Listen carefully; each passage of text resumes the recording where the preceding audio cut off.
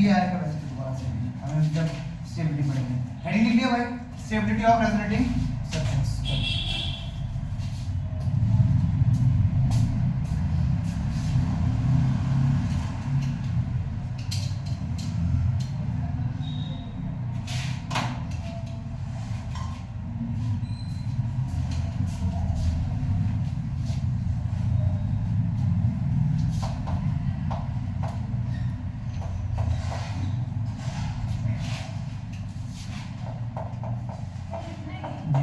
साथ साथ लिखते चलिए।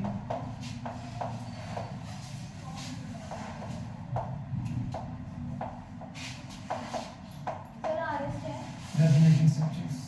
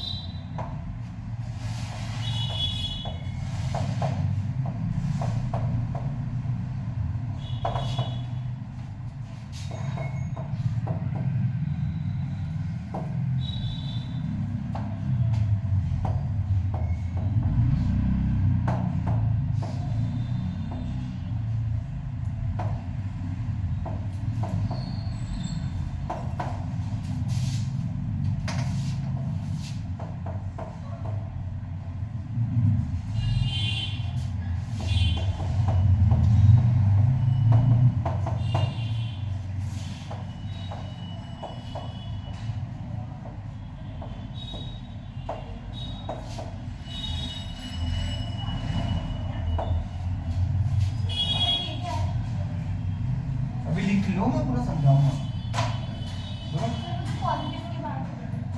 On less electron negative atom.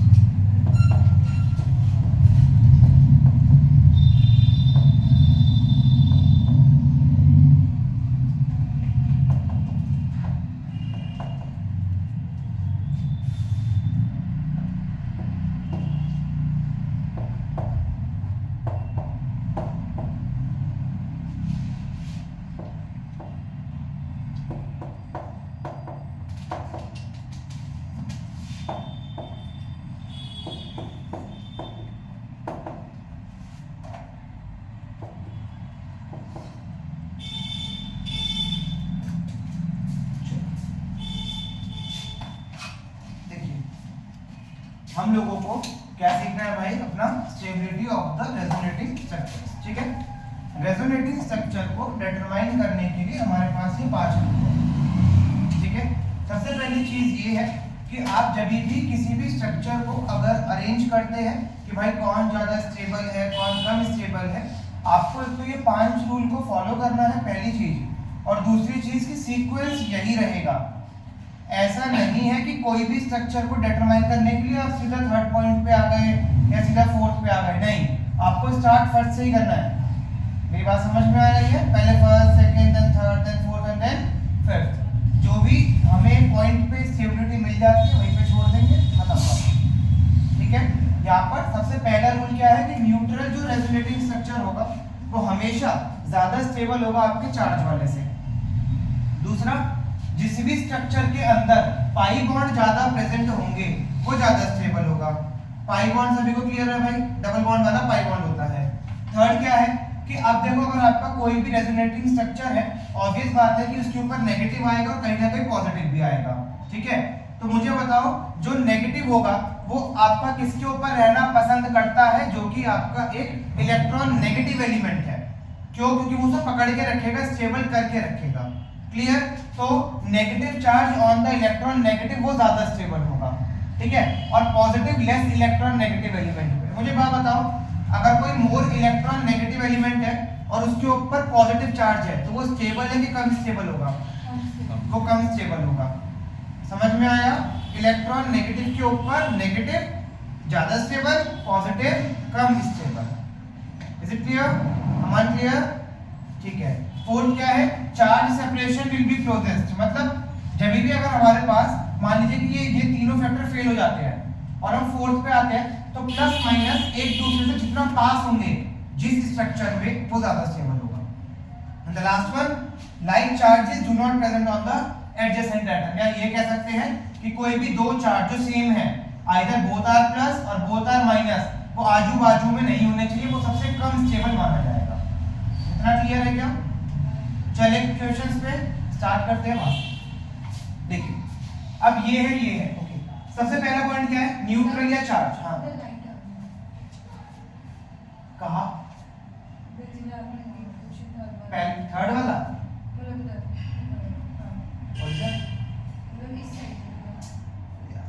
Madam जब लिख रहा था तभी बोल देते, मैं तभी वहां पे खड़ा था ना, मैंने लिख दिया ऑलरेडी। अब तो आप स्विच कर लो चेयर, एक मिनट। अभी ठीक है?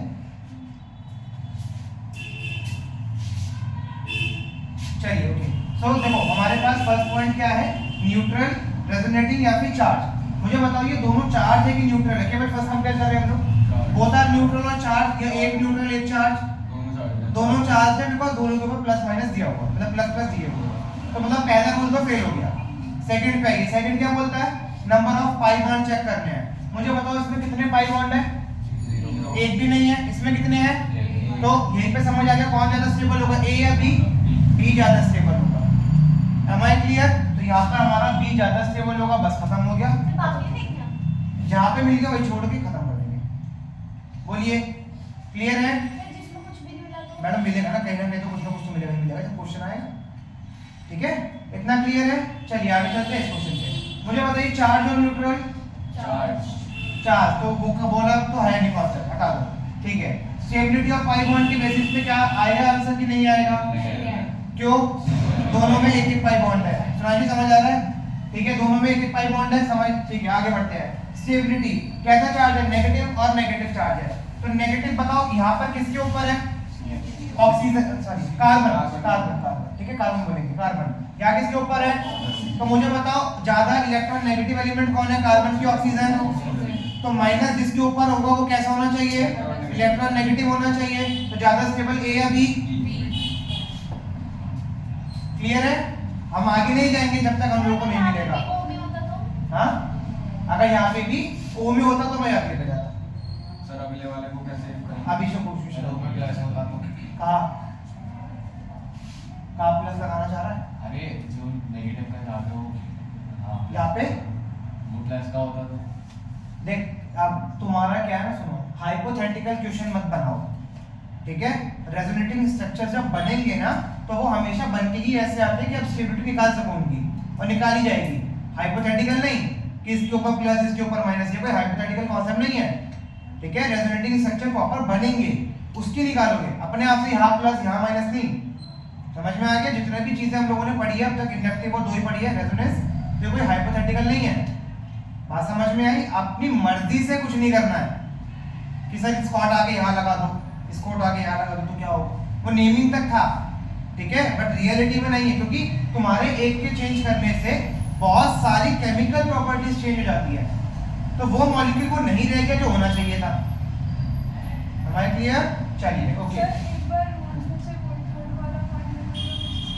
थर्ड वाला ये कह रहा है बच्चा, अगर आप पे किसी क्वेश्चन पे नेगेटिव चार्ज आ रखा है, जैसे इनमें नेगेटिव चार्ज आ रखा है ना, तो नेगेटिव चार्ज हमारा किसके ऊपर ज्यादा स्टेबल होगा? इलेक्ट्रॉन नेगेटिव एलिमेंट के ऊपर ज्यादा स्टेबल होगा। समझ में आ गया? तो इलेक्ट्रॉन नेगेटिव एलिमेंट कौन सा है उसमें? ऑक्सीजन, तो इसलिए उस पर ज्यादा स्टेबल है। अगर पॉजिटिव होगा तो पॉजिटिव के लिए आप उसको देखोगे जो कि कम इलेक्ट्रॉन नेगेटिव है। ठीक है भाई, चलो ओके। थर्ड वाला आप लोग सॉल्व कीजिए, आंसर नहीं बोलेंगे, ए या बी कौन ज्यादा स्टेबल है आप लोग बता दीजिए अपने आप करके, आंसर नहीं बोलना, सोच लीजिए ए और बी। थर्ड वाला कौन ज्यादा स्टेबल है? नाइट्रोजन। कोई बात मैडम आपके पास ऊपर के दो में नहीं आ रहे ना, बाकी नीचे ठीक है, उस क्वेश्चंस के उधर उधर बेसिकली, और बाकी और जैसे को भी इशू था जब लाइट ऑन थी तुझे था, तो ये इस पे होता है इधर इसी पे हो गया। आयो कोई क्या होगा, इतना लंबा तो कोई क्वेश्चन है भी नहीं। हाँ ठीक है ओके। कितने कह रहे हैं कि इसके अंदर ए ज्यादा स्टेबल है? हाथ उठाइए। एनीवन जो कह रहे हैं ए ज्यादा स्टेबल है? एक, आप भी है? दो। अच्छा नहीं पता कि नहीं आ रहा समझ लो कि नहीं निकाल पाए, वो भी है कुछ। सर इसमें फोर्थ वाला रूल भी होगा ना, फोर्थ वाला थर्ड का सेकंड, वो तो थर्ड है सर, वहां पर ऑक्सीजन में भी और नाइट्रोजन में भी, लेकिन एलिमेंट अलग अलग है ना, ऐसा भी है क्या? हाँ ठीक है भाई ओके। तो बी वाले के फेवर में, बाकी सारे बी वाले के फेवर में, तू ए के फेवर में, तो ए बाकी सब बी के फेवर में। चल ओके स्टार्ट कर दिया। हाँ तू, हाँ तो ए तो ये थी ना बस, तो बी है ना, बाकी भी पीछे भी है। ओके न्यूट्रल और चार्ज बोलो, चार्ज पहला काट दो, दूसरा पाई बॉन्ड सेम काट दो, थर्ड नेगेटिव नहीं है, पॉजिटिव नेगेटिव नहीं है ना किसी पे भी, थर्ड बोलो ना, थर्ड में नेगेटिव चार्ज तो किसी पे भी नहीं है ना इस पे, ना इस पे पॉजिटिव चार्ज है, ठीक है। पॉजिटिव किस पे है? नाइट्रोजन पे और ऑक्सीजन पे है, तो पॉजिटिव किस पे होना ज्यादा स्टेबल है? नाइट्रोजन। तो ऑक्सीजन ज्यादा लेस इलेक्ट्रॉन नेगेटिव है कि नाइट्रोजन? नाइट्रोजन, हाँ है ना, भूल गए? क्लोरीन, ऑक्सीजन, क्लोरीन, नाइट्रोजन, तो ऑर्डर ये। हाँ मैडम पक्का? कौन सा H? अरे मैडम ऑक्सीजन भी होगा ना, हाइड्रोजन कहाँ पर सही मिलेगा? अच्छा बढ़ जाएगा। दो है मतलब बच्चा, लेकिन जो प्लस है वो तो इसके ऊपर ही है ना कभी। अरे नहीं, अगर मैं आपको ऐसे दे दूं, मतलब तुम न्यूक्लियोफाइल में मुझे बहुत वो करने वाले पर्सन OH माइनस है जैसे ये, ठीक है, तो this minus is an oxygen only. अगर इधर भी लगेगा तभी भी वो ऑक्सीजन पर ही है, हाइड्रोजन में नहीं है मैडम। वो तो हम लोग जब क्वेश्चन करते जाएंगे ये चीजें समझते जाएंगे, समझ आएगा, है ना। और दूसरी बात, केमिकल बॉन्डिंग आप पढ़ चुके हो, हाइड्रोजन केवल एक ही बॉन्ड बनाता है, तो एक तो बन गया ना, अब कहाँ लेगा इलेक्ट्रॉन? जगह ही नहीं उसके पास इलेक्ट्रॉन लेने की, ठीक है जी। चलो ओके, फोर्थ वाला फटाफट से करिए, ए एंड बी।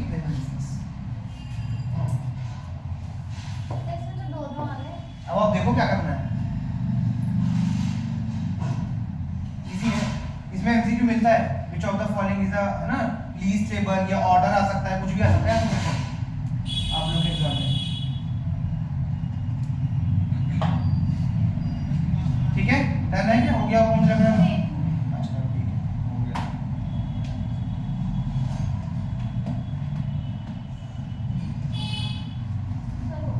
ठीक है ओके। कितने कह रहे हैं कि इसमें बी वाला ज्यादा स्टेबल है? हाथ उठाइए फॉर द बी। हाँ मैडम ए नहीं शायद क्या है, चलो ठीक है ओके, तो हमने इसका आंसर हाँ ठीक है। हाँ जी मैडम, आप ही रह गए हो, बस आप ही के ऊपर आंसर है। ठीक है, तो मतलब कि ये चाहती है कि मैं एक्सप्लेन करूँ। बी होता तो मैं एक्सप्लेन नहीं करता ना, क्योंकि सबका आंसर सही था फिर तो। चलो कोई बात नहीं। Charge done, pi bond done, negative charge. अब ध्यान से समझो, नेगेटिव चार्ज लिखा है, मुझे बताओ इसमें नेगेटिव चार्ज कौन से एलिमेंट के ऊपर है, और इसमें तो वो हो गया फेल, क्योंकि एलिमेंट सेम हो गए हैं। पॉजिटिव किस पे है, इस पे, ये भी फेल हो गया। अगला चलो क्या लिखा है, charge separation will be closest, मतलब प्लस और माइनस किस केस में ज्यादा पास है, बी में।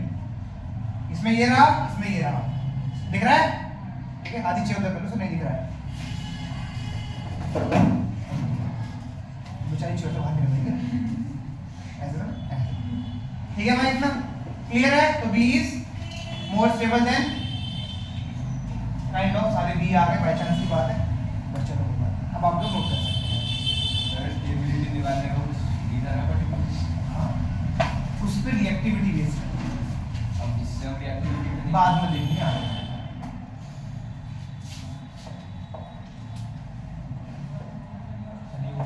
हाँ जी बिल्कुल, टाइम पास में तो केवल इतना नहीं हो, बाकी तो देख लेंगे।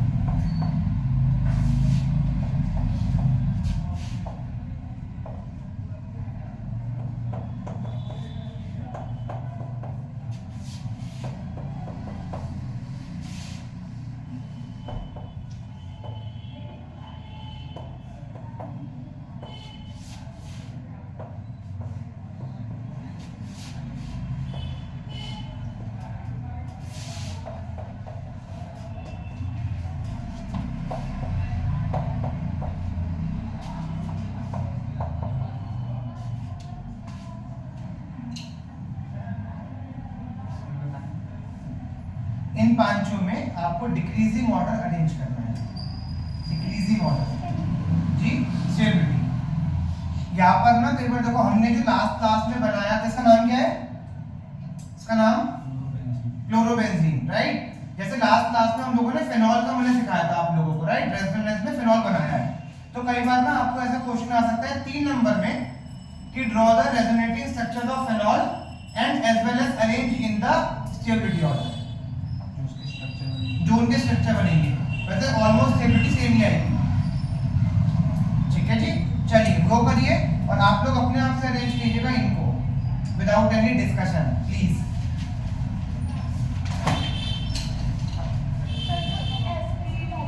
जैसे उनका निकाला है, हाँ करो ना स्टार्ट, कुछ तो करो, समझ आएगा तुम्हें। मैम रेजोनेंस तो ये रहा ना, स्टेबिलिटी ऑर्डर तो देखोगे बस।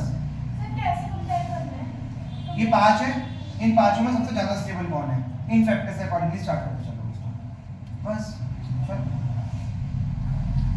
थोड़ा प्रेशर, थोड़ा कार्बन पे गया ना ए वाले का। हाँ मैंने एक ही बनाया था, बाकी नहीं बनाया, क्योंकि मैं आते हैं ऑलरेडी, फिर और सेव किया है ना, इसलिए मैंने बना ही दिया। तो क्या कर रहा है, कौन सा बना रहा है, अच्छा तो वो वाला है। सर इसमें लोन पे है, हाँ लोन पे जाएगा जब तो रेजोनेटिंग आएगा ना। ठीक है, एक ही बनाया मैंने, मतलब एरो के थ्रू, बाकी नहीं बनाया।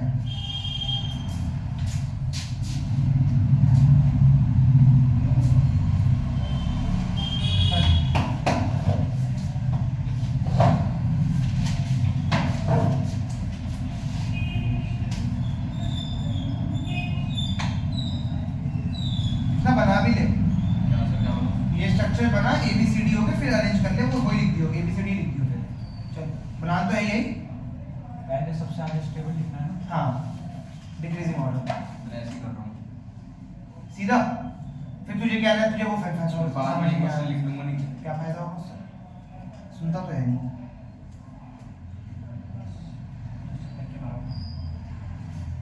डैमेज ज्यादा हो जाएगा। बस तू जाएगा। मैं वापस काम तो करेगा हैं ऑटोमेटिकली करने काम करेगा ये इरेज कर दो इधर वाला सर एक मिनट नीचे आओ। फोर्थ वाला कोई नहीं दिख रहा बाद में करो। हो गया कोई नहीं करना मुझे वो नहीं करना लिखना नहीं है। चलिए भाई फटाफट स्ट्रक्चर दोबारा बनाना है नहीं एबीसीडी है ना डिक्रीजिंग ऑर्डर डिक्रीजिंग ऑर्डर हमारे तेरे जीओ के अंदर जा रहा है था क्या होता है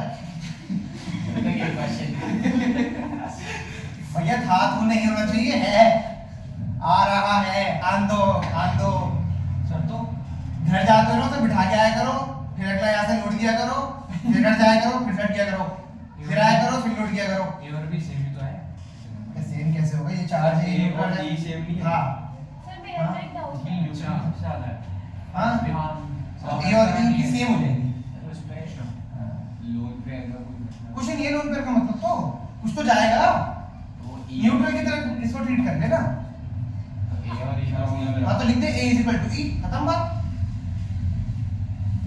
सेम भी हो सकती है ना भाई किसी की स्टेबिलिटी सर जो ये वो साइन है वो इस साइड का होगा या फिर इस साइड का डिक्रीजिंग मतलब बंद होने लगा हाँ done। चलो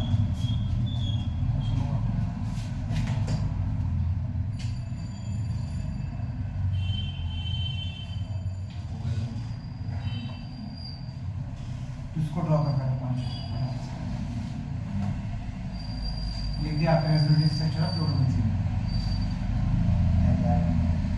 अभी बंद होगा सर इसमें दो और सेम है पता है कोई बात नहीं मैडम ए लिख और लो D ना तो सेम है तो अपने आप कर लेना मुझे उसमें समझ आ रहा है तू कुछ बोलेगा कोई और कि कुछ और सोच रहा होगा अब वो तेरे ऊपर हो जाएगा यार इसमें बी और डी का है मैं भी सोचता हूँ कि वो सेम है समझ रहे हो तुम इसलिए कहता हूँ जो खुद सोच रहे हो खुद लिखो तुम्हारा बोला हुआ दूसरे के दिमाग में जाएगा वो फिर उल्टा सोचेगा और खुद उल्टा सोच रहा होगा तो सही सोचेगा पता नहीं क्या ही करेगा सर हो गया डन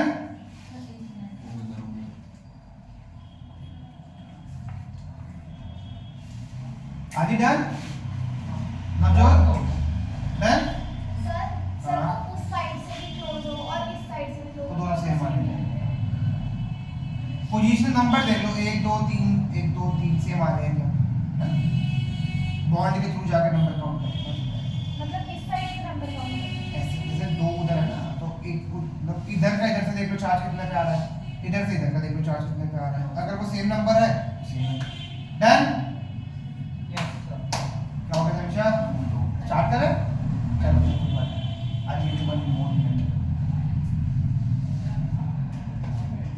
क्या बनाना चाह रहा है यदि तू ये क्या कराएंगे तेरा ए और आखिरी में कैसे आ रहा है उससे कम हो गया तुम ज्यादा हो गया तूने उल्टा ऑर्डर में लिखा है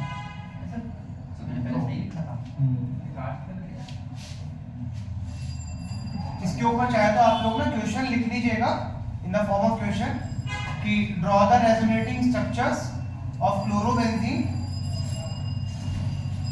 ड्रॉ द रेजोनेटिंग स्ट्रक्चर्स देखना जो draw the resonating structures of fluorobenzene and arrange in their stability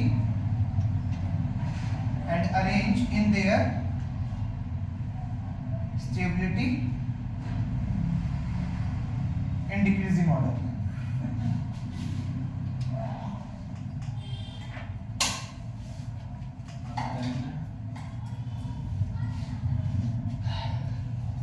चलिए भाई डिस्कस करते हैं ओके हो गया समझा नहीं क्यों इतना टाइम क्यों लग रहा है कोई बात नहीं समझ आ जाएगा वो तो समझ आ गए थे पक्का मुझे उसरांशी आप कर लिया क्यों क्यों मैडम ये सोचने में कितना टाइम लग रहा है हाँ ठीक है ए ही हो गया फिर ए ही तो सेम हो गए ना डिक्रीजिंग ऑर्डर ना तो सबसे पहले वो आएगा जो सबसे ज्यादा स्टेबल है चलिए ओके सर ये हाँ इसे याद करना पड़ेगा हाँ ये तुम्हें सीक्वेंस भाई पता होना चाहिए चलिए हो जाएगा मैं सीक्वेंस लूंगा चुप बैठ चलो इधर देखिए भाई, यहाँ पर सबसे पहले क्या है, न्यूट्रल और चार्ज। मुझे बताओ क्या इसमें कोई न्यूट्रल है? कौन कौन से? ए और ई दोनों न्यूट्रल है, तो इसका मतलब क्या है कि उनकी स्टेबिलिटी सबसे ज्यादा और इन दोनों की सेम ही होगी। क्लियर हो गया? चलो सेकंड पे आओ, stability directed to number of pi bond. अच्छा बचे केवल अभी 3 है, पता लगा फिर से और ए और ई को चालू हो जाओगे, वो खत्म हो चुके हैं, पहले वाले स्टेप से वो खत्म हो गए, उनको हटा दो। बचे बी सी और डी। क्या इन तीनों के अंदर बताओ नंबर ऑफ पाई बॉन्ड अलग अलग है या सेम है? तीनों में सेम है, तीनों में तीन पाई बॉन्ड्स है, काट दीजिए। अगला step stability negative on the electronegative element. अच्छा नेगेटिव देखो किस पे है, और यहाँ पर भी और यहाँ पर भी, और पॉजिटिव फेल है भाई। ठीक है, fourth step charge separation, positive और नेगेटिव जिसमें सबसे ज्यादा पास हो। मुझे बताइए किसमें है? बी और डी में। देखो बिल्कुल साइड में बैठा हुआ ये और ये सेम है, देखो 1 2 3 1 2 3। क्लियर? तो बी और डी की सेम, उसके बाद इक्वल रहेंगे। हाँ equal, B equal to D and then this is the correct order of the. Clear है इतना? क्या होगा साक्षी? क्लियर? मैडम देख लो ना, ये वाला सर्किट चेक करें ना, प्लस माइनस वाला। हाँ तो प्लस ये रहा, कितनी दूरी पे है? 1 2 1 2। सिंपल। ठीक है, मुझे बताओ ये पोजीशन में से कौन सी है? ऑर्थो। और ये भी ऑर्थो। तो बस ये पैरा है, डन है? क्लियर है? तो यहाँ पर हमारा स्टेबिलिटी ऑफ रेजोनेटिंग सेक्शन खत्म होता है।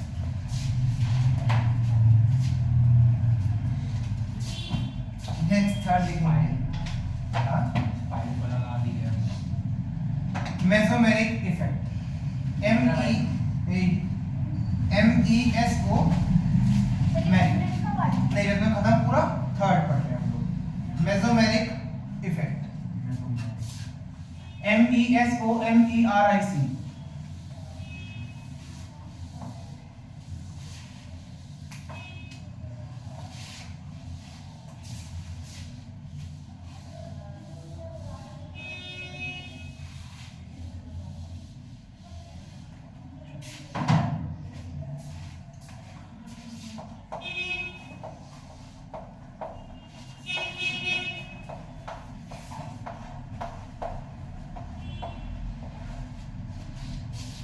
मेसोमेरिक।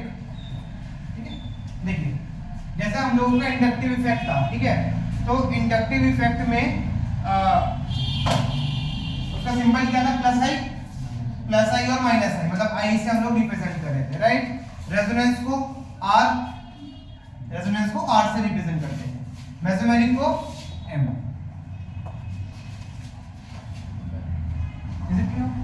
अच्छा रेजोनेंस और इंडक्टिव में देखो अभी क्या है ना, अभी हम लोग जैसे ऑर्डर पढ़ते जा रहे हैं, मतलब कि जैसे पहले इंडक्टिव पढ़ा, उसके बाद हम लोगों ने रेजोनेंस पढ़ा, अब मेसोमेरिक है, इसके बाद एक और आएगा। ठीक है, तो इनमें ऑर्डर ऑफ स्टेबिलिटी होता है कि जब हम लोग, जैसे तुमने ये देखा कि ठीक है रेजोनेंस में ये स्टेबिलिटी है, मान लो कि किसी क्वेश्चन के अंदर आपका रेजोनेंस और इंडक्टिव दोनों लग रहा है, मेरी बात समझ में आ रही है? जैसे OH है, मान लो फॉर एग्जांपल OH है, ठीक है, OH बताओ कैसे शो करता है, प्लस आई या माइनस आई?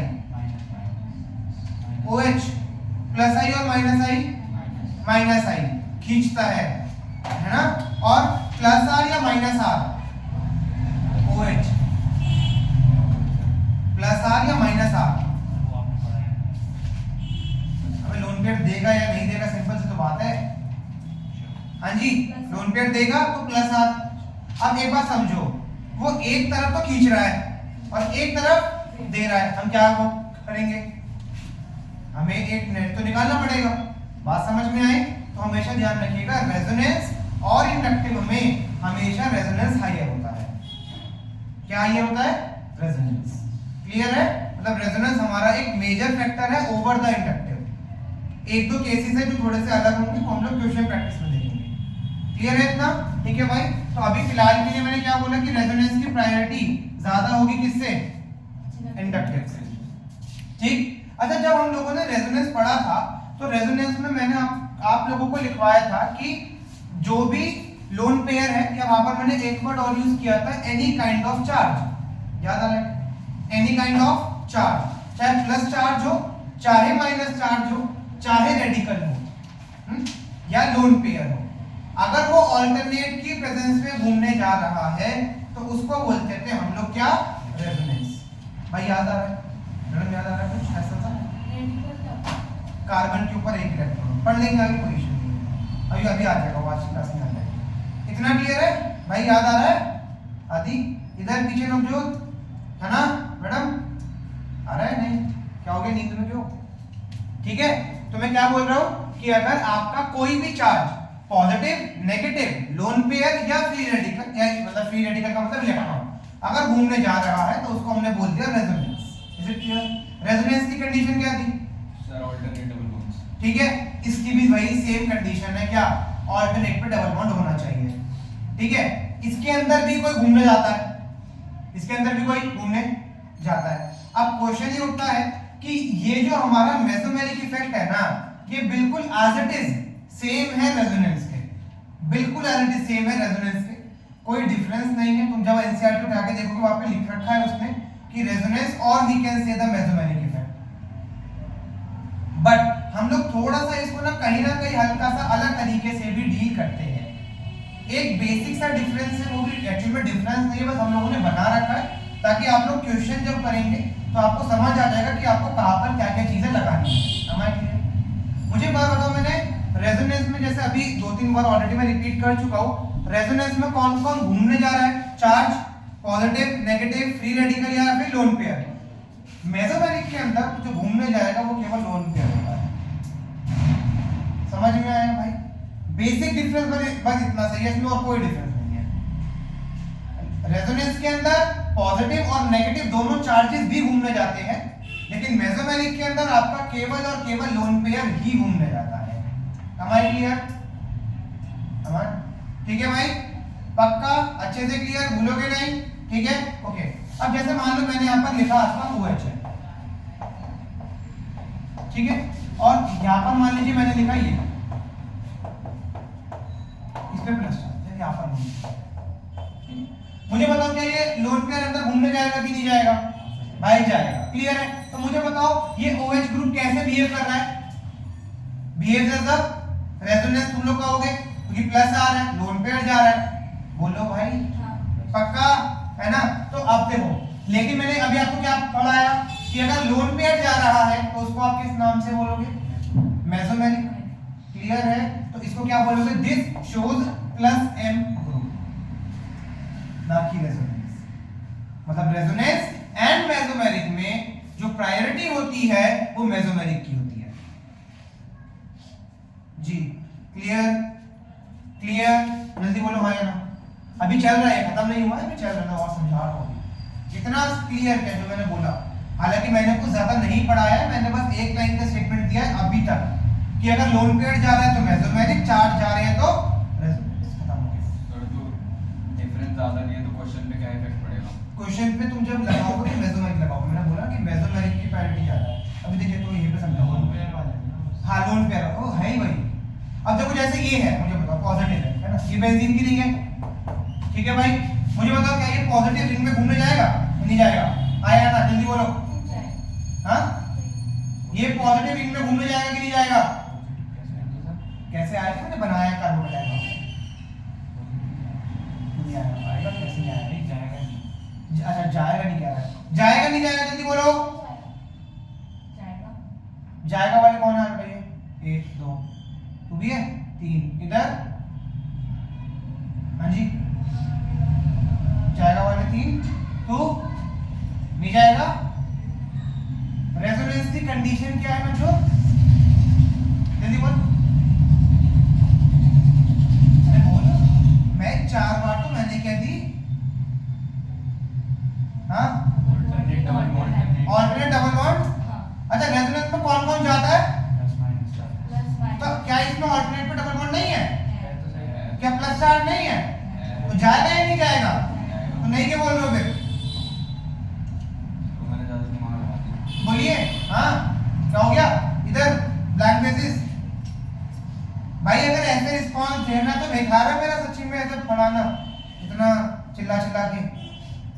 मतलब कल वाली क्लास तो भूल जाओ तुम लोग, अगर तुम्हारी याद है भी कि तुम्हें यही बेसिक यही समझ आ रहा है कि जाना है कि नहीं जा रहा।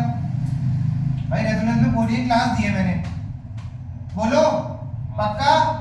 तो इसको मैं क्या बोलूंगा, रेजोनेंस या मेसोमेरिक? रेजोनेंस बोलेंगे हम इसे। सर मेसोमेरिक में बस बस लोन पेयर, यही तो मैं समझाना चाह रहा हूँ आप लोगों को, पक्का? तो दिस शोस प्लस m, ठीक है, और ये रेजोनेंस स्टेबलाइज होगा, मतलब ये रेजोनेंस स्टेबल करेगा। मेरी बात समझ में आ गई है? ठीक है भाई, तो mesomeric basically same as resonance है, बस केवल इतना बेसिक सा डिफरेंस है कि मेसोमेरिक में लोन पेयर को हम लोग देख लेंगे। क्लियर है?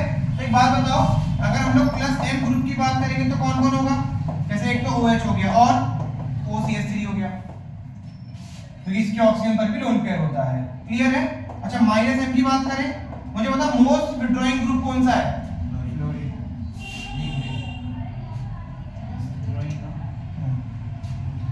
जी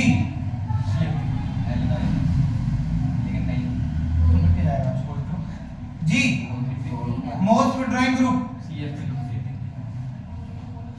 अब तक नहीं बोल रहे तुम लोग। मेरा स्टेटमेंट सुनो, मैं बोलना क्या चाह रहा हूं भाई।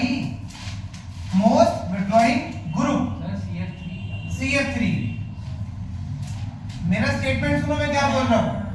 मैंने ये नहीं कहा मोस्ट विथड्रॉइंग एलिमेंट या मोस्ट विथड्रॉइंग एटम नहीं कहा, मैंने ग्रुप कहा है। मेरे वर्ड सुनो, मैं क्या बोलना चाह रहा हूं। इलेक्ट्रॉन नेगेटिव या मोस्ट इलेक्ट्रॉन नेगेटिव सुन के मुझे पता है दिमाग में सिर्फ फ्लोरीन अटैक होगा, क्योंकि इतनी बार रटवा दिया है, बट वर्ड तो सुनो, मैं बोल के रहा हूं। हमारे क्लियर? तो कौन है? CF3 टाइप, ठीक है। तो CF3 हो गया और NO2 हो गया जैसे। Is it clear? आगे चलते हैं। अब देखो यहां पर अब हमारे दिमाग में आएगा सर क्लोरीन है जैसे, सर माइनस m मतलब जुड़ेगा, दोनों होते हैं ना।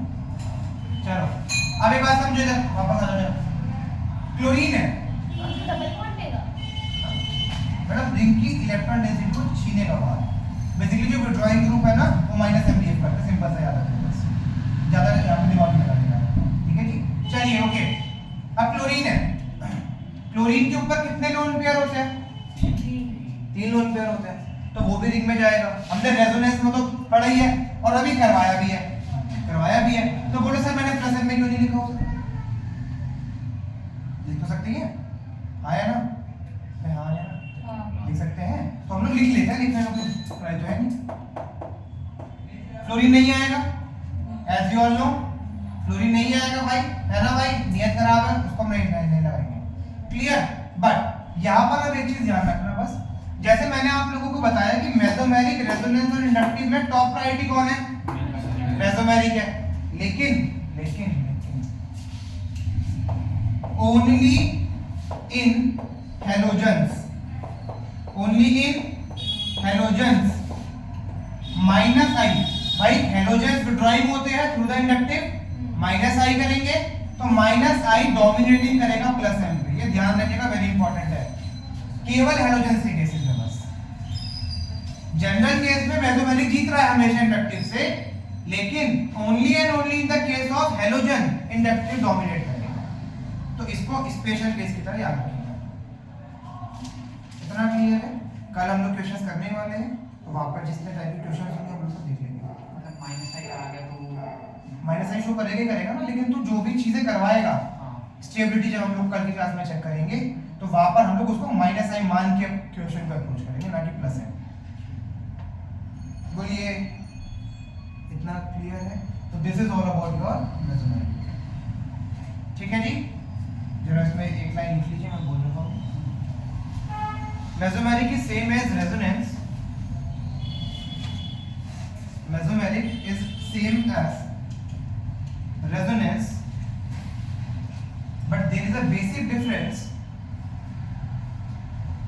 but there is a basic difference,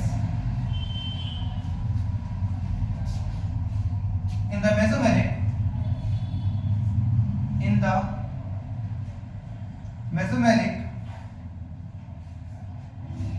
delocalization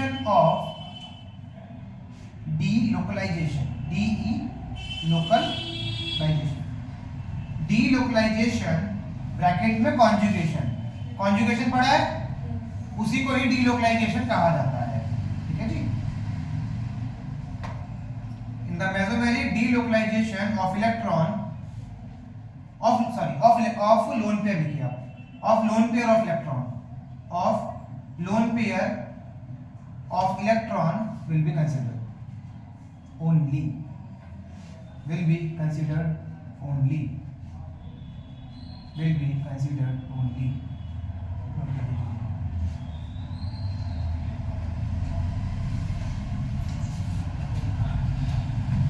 चित्र बना लो।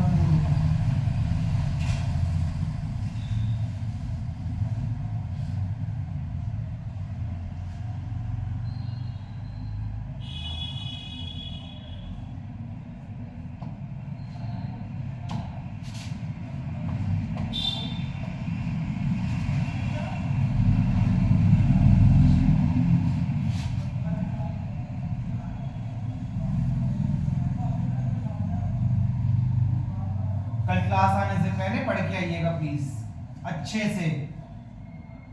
सर कल है क्लास? हाँ जी पक्का 100% कल क्लास है, कितने देर?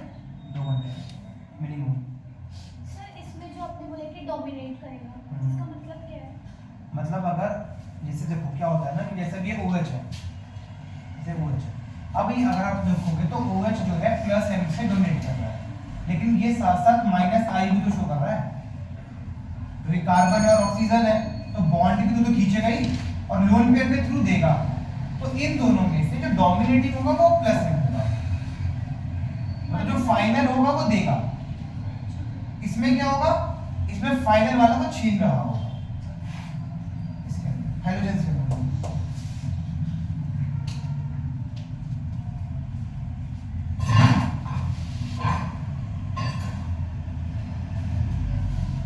कल आके मुझे ये मत कहना कि सर रेजोनेंस नहीं आता या इंडक्टिव नहीं आता, मैं बाहर निकाल दूंगा। मैं कुछ डिवाइस नहीं कर रहा हूँ, कोई 2 महीने नहीं हुआ है कृष्णा, 1 हफ्ता भी नहीं हुआ, इसी हफ्ते किया सारा ये टॉपिक हमने। अभी पढ़ना नहीं है, घर जाके पढ़ना है। अगर कल आंसर नहीं आया ना मैं बाहर निकाल दूंगा, क्लास ध्यान रखना। नाटक मचाया तुमने, अभी रुक जाओ, अभी चलो लिखना लिख लो, ऑर्डर ऑफ स्टेबिलिटी डाल के लिख लो या ऑर्डर ऑफ इफेक्ट डाल के लिख लो। डायनामिक रेजोनेंस और inductive MRI order of effect डाल।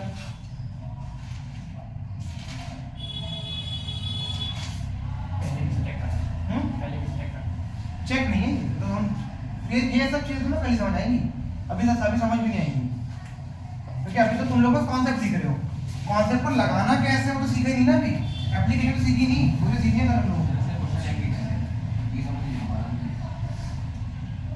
तुम लोगों में जितना बोलता उतना कर लो बस। क्या बोला मैंने फिलहाल के लिए, पढ़ के आ बस, पढ़ के आ बाकी मेरे। ठीक है जी, चलिए नेक्स्ट।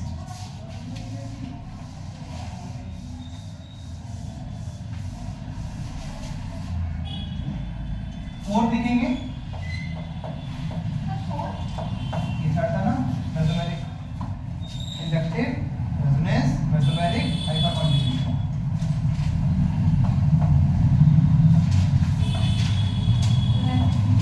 लास्ट पहली मत पूछो तुम, पढ़ते चलो बस, फिजिकल नहीं है ना ही इनऑर्गेनिक है, पढ़ते चलो बस। खत्म होगा, पढ़ता है वो लोग, पढ़ते चलो फिर भी तब खत्म होगा। मन में और बैठेगा यार इतना और बच रहा होगा, इतना और बच रहा होगा, इसलिए दोनों से पढ़िए। तुम बस पढ़ते रहो, एक दिन ऐसा आएगा मैं बोल दूंगा चैप्टर खत्म हो गया, ऑर्गेनिक खत्म हो गया। हाँ तो रिएक्शन ही स्टार्ट नहीं हुई तो जीओसी नहीं खत्म हो रहा है तुम्हारा। चलो क्या हाइपरकॉन्जुगेशन तो रिएक्शन भी है। तो ऑर्गेनिक को तो और क्या अरे एक मैच पूरी बात है, वो डालते हैं स्कूल में तो यही कराया। हाँ भाई कराऊंगा, कराऊंगा। चलो भाई हाइपरकॉन्जुगेशन, ठीक है, रिप्रेजेंट कैसे करेंगे सिंपली,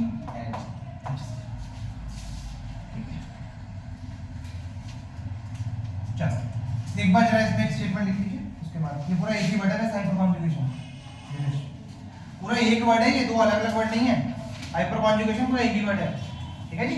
चलिए ओके लिखिए, इट इज यूज्ड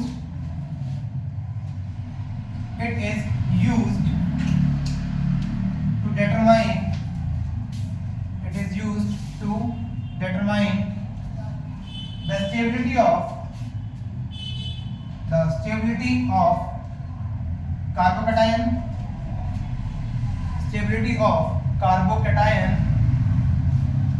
ब्रैकेट में लिखो C प्लस, C के ऊपर प्लस बस, एंड फ्री रेडिकल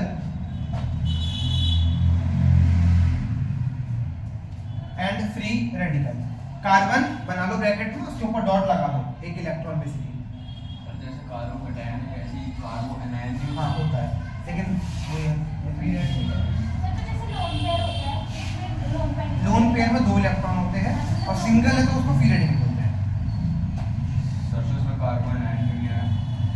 उसकी स्टेबिलिटी के लिए हम लोग उसको यूज नहीं करते, रिएक्शन में यूज करेंगे हम लोग, वो आ जाएगा बाद में। ठीक है जी, चलिए ओके स्टार्ट करते हैं। मुझे बताओ रेजोनेंस की प्राइमरी कंडीशन क्या थी? सर ऑल्टरनेटिंग इससे ऊपर भी एक डिफाइन की Vacant वो orbital, vacant orbital. Vacant orbital होना चाहिए, वही सेम कंडीशन इस भाई साहब। अच्छा मुझे बताओ, जो हमने रेजोनेंस में पढ़ा था कि भाई ऑल्टरनेट डबल बॉन्ड है ना, तो ऑल्टरनेट डबल बॉन्ड होने की वजह से क्या हो रहा था? वहां पर sp2 कार्बन आ रहा था, आया ना, तो sp2 आने की वजह से वहां पर एक आपका जो p ऑर्बिटल था वो खाली हो जा रहा था। तो मैंने आप लोगों को वहां पे कहा कि भाई तुम बस सेकंड वाले को चेक कर लेना, वो मिलेगा तो कह देना कि रेजोनेंस हो रहा है, और अगर नहीं है तो छोड़ देना, यही कहा था मैंने। बट यहाँ पर देखो क्या है सिचुएशन हमारे पास, पहली कंडीशन तो सेम है, क्या? प्रेजेंस ऑफ वेकेंट ऑर्बिटल, और दूसरी कंडीशन क्या है? प्रेजेंस ऑफ sp3 हाइब्रिडाइज्ड, उसमें कैसा कार्बन था? इसमें कैसा है? sp3 हाइब्रिडाइज्ड कार्बन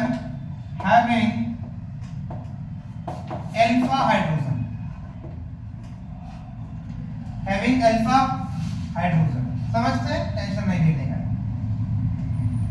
और गंदा मुंह बना सकते हो, बना लो। अच्छा देखो भाई, इधर मैंने बनाया CH3CH2, ठीक है, दिस इज कार्बोकैटायन, राइट। मुझे बताओ इसका नाम क्या होता है प्रीफिक्स में? प्रीफिक्स में इसका इसको तुम क्या लिखोगे? जल्दी बोलो। Ethyl, this is called as ethyl carbocation. Ethyl plus है, प्लस वालों क्या बोलते हैं? कार्बोकैटायन, तो इथाइल कार्बोकैटायन। और सर अल्फा अरे नाम नहीं, मैं इसका नाम बता रहा हूँ कि अरे हम लोग तो बात की बात है, सीखेंगे नाम, हम तो ये बता रहा हूँ, क्लियर है ना? इथाइल कार्बोकैटायन, अगर CH3 पॉजिटिव होता तो मिथाइल कार्बोकैटायन है। तो कभी अगर क्वेश्चन में लिखा आता ना मिथाइल कार्बोकैटायन, तो ध्यान में जाना पता नहीं क्या ही आ रहा है क्वेश्चन हमारे। ठीक है जी, चलिए तो इसका नाम कार्बोकैटायन के ऊपर कार्बोकैटायन किसके ऊपर क्या बताओ? ये बोलते हैं कि पॉजिटिव चार्ज आ है सर कार्बन के ऊपर, कौन से वाले पे? इस अरे यहाँ बनाया था इसी के ऊपर ना। जैसे नेम दिया हुआ है। हाँ तो तुम्हारा जहाँ बने तुम वहाँ बनाओ, यहाँ भी बनाओगे तो यहाँ नहीं बनेगा, यहाँ बनाओगे तो यहाँ नहीं बनेगा। ठीक है, प्लस आया तो माइनस भी तो आएगा, ऐसा जरूरी है। ये कैसे बना है तुझे अभी वो नहीं आता ना, वो हम कल सीखेंगे कॉन्सेप्ट ऑफ लिविंग ग्रुप के अंदर। सर कल कितना सीखेंगे हम? कल 1 घंटा ट्यूशन और 1 घंटे की क्लास, ठीक है? मार ले, क्योंकि उसके आने वाली क्लास में तू बोले तू बैठ या ना बैठ एक ही बात है, ये बात ध्यान रखना, क्योंकि कल हमारा जीओसी वाला पूरा पोर्शन में ऐड करा दूंगा, और concept of leaving group, electrophile और न्यूक्लियोफाइल, ये 3 टॉपिक है हमारे पास। सबको भी तो कह रहा हूँ बात है, कोई छुट्टी मारेगा तो भाई फिर मेरे को जानना चाहिए, घूमने मेरे को कैसे करना पड़ेगा। मेरे को भी जाना था कल, इसलिए मैं मंडे क्लास कर रहा था। अगर आप क्लास में लगते तभी जा पाते। मैं क्या बोल रहा हूँ, मुझे तो जानता कल, लेकिन अब अमान नहीं आ पाएगा मंडे, तो इसलिए मैं मंडे अरे सर मैं अभी तो नहीं आ पाऊंगा, तू आ जाएगा। संडे में जाऊंगा। सर अगर ये 2 प्लस होता तो डाइट का मैडम कार्बन पे 2+ एक्सिस्ट नहीं करता है, ठीक है? कार्बन होना भी तो चाहिए ना उसके भी, वो 2+ एक्सिस्ट करे, ठीक है? चलो इधर देखो भाई, कार्बन पर हाइड्रोजन, कार्बन पर हाइड्रोजन, कार्बन पर हाइड्रोजन, क्लियर? ओके, 2 हाइड्रोजन ये रहे इस वाले के, और ये पॉजिटिव चार्ज बैठा हुआ है, क्लियर है? मुझे बताओ इस कार्बन का हाइब्रिडाइजेशन क्या है? sp, पक्का? ठीक है भाई, ओके, और इस वाले का सर इसमें कुछ गलत होगा। सर इसका भी SP3 होगा। जी। फॉर्म में क्या अच्छा छोड़ दो। तो इसका निकाल के बताओ मुझे, इसका हाइब्रिडेशन बाकी छोड़ दो, इसका हाइब्रिडेशन निकाल के हाँ सर निकाल लो।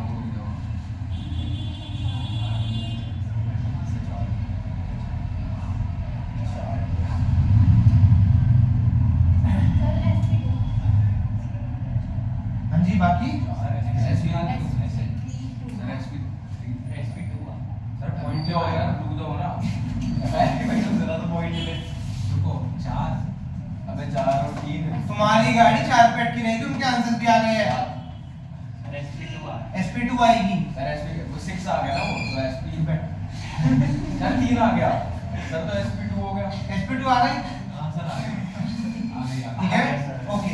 अब मुझे बताओ कार्बन के ऊपर प्लस है तो हाइब्रिडाइजेशन क्या आया? sp2। तो यहाँ पर भी कार्बन के ऊपर क्या है? प्लस, तो उसका हाइब्रिडाइजेशन भी क्या आएगा? SP2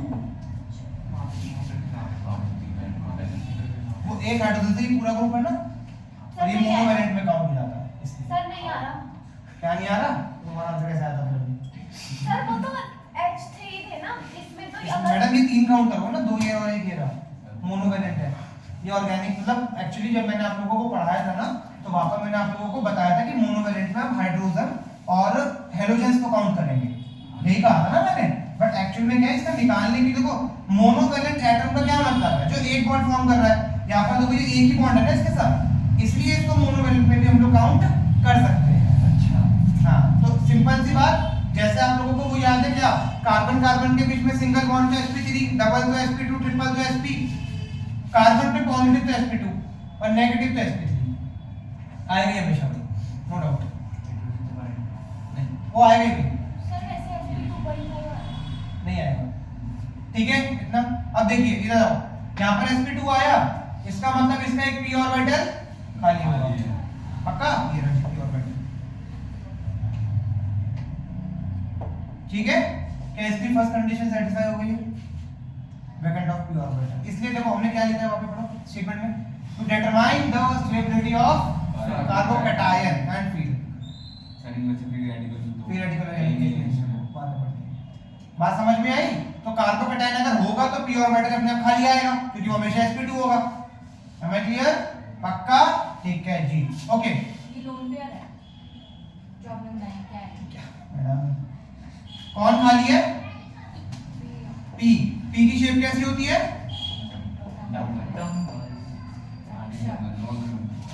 ठीक है जी, ये डंबल ही बनाया है सर अगर इसमें माइनस होता तो मैडम, उसके इसमें वो नहीं है, वो डिफरेंट चीजें हैं। हमने वहां पे क्लियर कट लिख दिया है, मैंने पहले लिखवा दिया है कि कार्बोकैटायन और फ्री रेडिकल में ही चेक करेंगे, ठीक है जी, इतना क्लियर है। अब देखो, जिस का ध्यान देना, जिस कार्बन पर पॉजिटिव है उसके अगले कार्बन को आप लोग बोलोगे अल्फा कार्बन। जिस कार्बन पर पॉजिटिव है उसके अगले कार्बन को बोलेंगे अल्फा, और जो हाइड्रोजन अल्फा कार्बन से अटैच है उसको क्या बोलोगे? क्लियर? इसमें कितने अल्फा हाइड्रोजन है? 3। डन है क्या? अब यहाँ पे होता क्या है, यहाँ पर होता क्या है, ये वाला जो आपका हाइड्रोजन है ना, ये अपने इलेक्ट्रॉन इसके साथ कॉन्जुगेशन में लेके आता है। डिटेल नहीं जाना है, बस इतना समझ लो कि उसके साइड वाले कार्बन का जो हाइड्रोजन है, उसके जो बॉन्ड के जो 2 इलेक्ट्रॉन हैं, वो इसके साथ पार्शियली कॉन्जुगेशन में रहते हैं। पार्शियली रेजोनेंस में पढ़ा था, कॉन्जुगेशन का एक ही मतलब है, इलेक्ट्रॉन पेयर का घूमना। उसमें लेकिन कंप्लीट कॉन्जुगेशन है, क्योंकि इलेक्ट्रॉन जा ही रहा है, इसमें पार्शियल है। इसमें ये क्या करता है ना, इसमें इसको बस दिखाता है कि ये इलेक्ट्रॉन है, इस पे इलेक्ट्रॉन की तो कमी है, क्यों करते हैं ऐसा? तो स्टेबल करने के लिए उसको। अब मान लेंगे तो दुखी है, ठीक है, मान ले, ठीक है, मान ले ये दुखी है ना। अब ये दुखी है तो क्या करेगा? मान लो दे दे इसका दोस्त, जाएगा इसको सिंपैथी देगा, कोई मान लो पहाड़ डूब गया, सिंपैथी देगा, लॉन्ग नहीं करते हैं लॉन्ग नहीं करते हैं। थोड़ी देर के लिए करते हैं, फिर गाली बनता है, ठीक है। चलो, तो जब वो नहीं मानता तो गाली बनते हैं, क्या नाटक कर रहा है, फिर आगे चलता रहता है। चलो वापस ओके कहाँ पे थे हम? ठीक है भाई, इसको सिंपैथी देगा। तो मुझे बताओ सिंपैथी से क्या होगा भाई? ये थोड़ा सा रिलैक्स करेगा। बात समझ में? अब ऐसा तो नहीं है ना कि भाई ये इतना परेशान है कि 24 आवर्स किसी के साथ है, नहीं ना। अगर वो 24 आवर्स किसी के साथ होगा इसका मतलब यहाँ पे कंप्लीट कॉन्जुगेशन हो जाता और पूरा ही चला जाता। समझ में आया? बट ये केवल कह रहा है ठीक है, सब ठीक है, बात समझ में आ रही है भाई? क्लियर है? तो ये एक तरीके से पार्शियल सिंपैथी उसको देगा और एक थोड़ी देर के बाद चला जाएगा। हमारे क्लियर? फिर कोई और आएगा, फिर बोला कि सर ओके और फिर कोई और आएगा और ये सब प्रोसेस चलता रहेगा। हमारे क्लियर? यही सेम काम यहाँ पर है। ठीक, मुझे पता है यहाँ पर कितना हाइड्रोजन है? 3 है। तो मुझे बताओ इसको किस कार्बन को कितने लोग सिंपैथी देने आएंगे?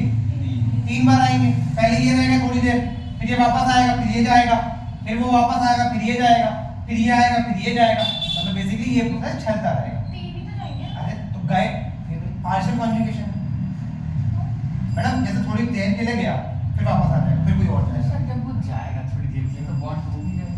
पार्शियल है। मतलब जाएंगे तो 3 एक टुकड़ा तोड़ के देखिए सर, आपने कहा हाँ? 4 बार वो कह रहे हैं, मतलब समझे नहीं मैं। 3 बार तो कह दिया आपने। हाँ। फिर आपने दूसरी बार उसी को कहा ना फर्स्ट। हाँ ये वाला को कहा ना, तो दोबारा जाएगा ना। ये मैं समझ गया, मैं वो बात हाँ, वो मैं समझ गया, मैं वही तो समझाना चाह रहा हूँ कि it's a partial conjugation, it's not a complete transfer of electron.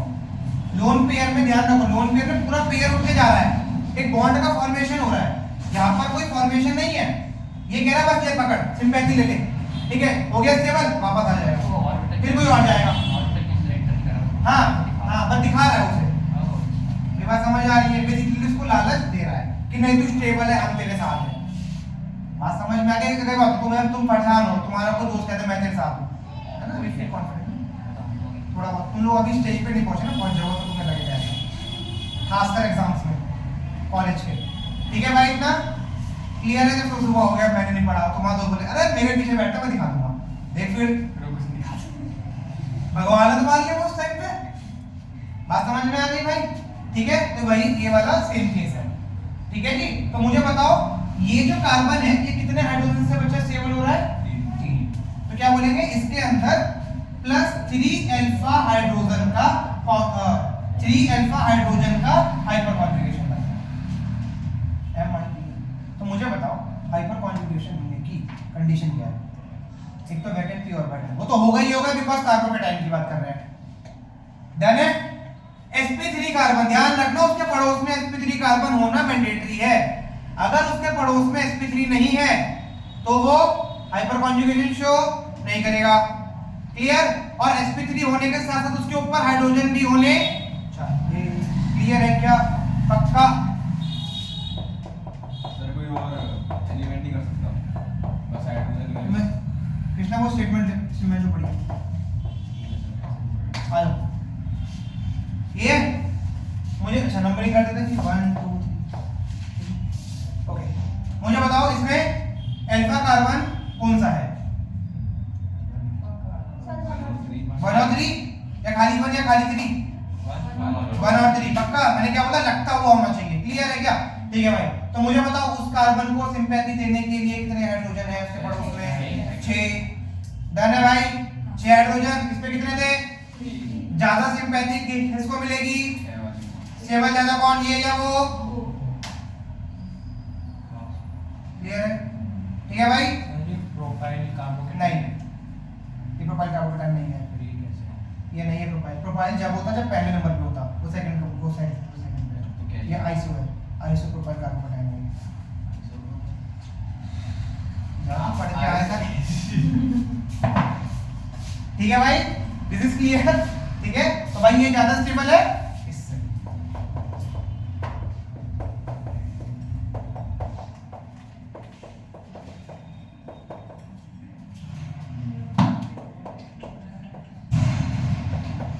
Alpha carbon कौन सा है? सर 3। 1 2 3 4 5। हाँ सर कोई नहीं है, 0। अबे अल्फा कार्बन पूछ रहा हूँ मैं, पैर पे छोड़ जाऊंगा तेरे, बता रहा हूँ मैं। जैसे रिकॉर्डिंग मोड होती है कुछ बोल भी नहीं पाता। हाँ R1 3 है, 3।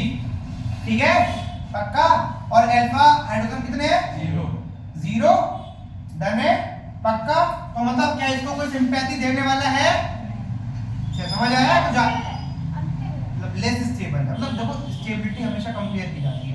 अब मैं बोलूं इसमें और इसमें, इधर आ जाओ, इसमें और इसमें ज्यादा स्टेबल कौन है? ये वो ज्यादा स्टेबल है। दोबारा बताना अल्फा कार्बन कैसे? जो अल्फा कार्बन जिसमें पॉजिटिव है उसके लगता हुआ कार्बन जो होगा वो अल्फा होगा। पॉजिटिव कोई भी हो सकता है, जहां भी पॉजिटिव हो उसके लगता कार्बन अल्फा है, पॉजिटिव कोई भी चलेगा, सर अगर इसके ऊपर से कुछ ज्यादा वो नहीं होता? वो भी होता। सर अगर किसी भी टाइम से अटैच है। हाँ वो तो खतरनाक से बोल होता 9 अल्फा है, ये मैं सिखाऊंगा कल। ये तो कैसे क्या बनवाने वाले हो? वही तो स्पेशल केस है, पूरी हाइप बना दूंगा। चलिए इतना क्लियर है भाई, है ना? अभी जब हम लोग क्वेश्चन फिर ये क्वेश्चन करेंगे इस टाइप के, सर तो अगर बीच तब में आ जाए तो स्पेशल केस है। नहीं नहीं क्या, अभी तो आपने बोला अगर बीच में तो मेरा साथ है तो स्पेशल बन गया। अरे आप पर ना जो हम लोग नॉर्मली पढ़ेंगे उससे कुछ हटके लगेगा, है जी? इतना डन है क्या? अच्छे से क्लियर है भाई आपका चीजें। अब अगर देखो, अगर मैं तुम्हें यही क्वेश्चन अभी चारों को मिला के दे दूं, चारों मतलब इंडक्टिव, मैथमेटिक, रेजोनेंस और हाइपर कॉन्जुगेशन, क्योंकि हमें वही करना है कि चारों इफेक्ट चेक करने हैं एक ही क्वेश्चन के अंदर, तब उसकी फाइनल स्टेबिलिटी निकल के आएगी। तो अगर मैं इसको वहां पे अप्लाई करूंगा ना, तो अभी वहां पर जो है ये इंडक्टिव से अगर तुम लोग आंसर करोगे तो तुम्हारा ये आंसर आता। कल चेक भी करवा दूंगा तुम लोगों में, ये इसमें ऑर्डर कौन सा होगा? हम लोग दे दूंगा। इतना क्लियर हो गया है? तो अभी फिलहाल के लिए कौन ज्यादा स्टेबल है? ये, देन अच्छा इसमें और इसमें सर ये ज्यादा स्टेबल है, अभी भी ये ज्यादा स्टेबल है, इसमें और इसमें अभी भी ये ज्यादा स्टेबल है। ठीक है जी, एंड देन तो अभी आप इस क्वेश्चन को मत लिखिएगा, केवल ये और ये लिख लीजिएगा, डन है? लिख लो, फिर मैं लिखवा देता हूं ये और ये देखिए, मेसोमेरिक, रेजोनेंस, हाइपर कॉन्जुगेशन और इंडक्टिव। बट कुछ केसेस ऐसे होंगे जहां पे हाइपर कॉन्जुगेशन रेजोनेंस को मात दे देगा। एक्सेप्शन क्यों है समझा रहा हूं ना। एक्सेप्शन ना वो लोग कहते हैं जो कॉन्सेप्ट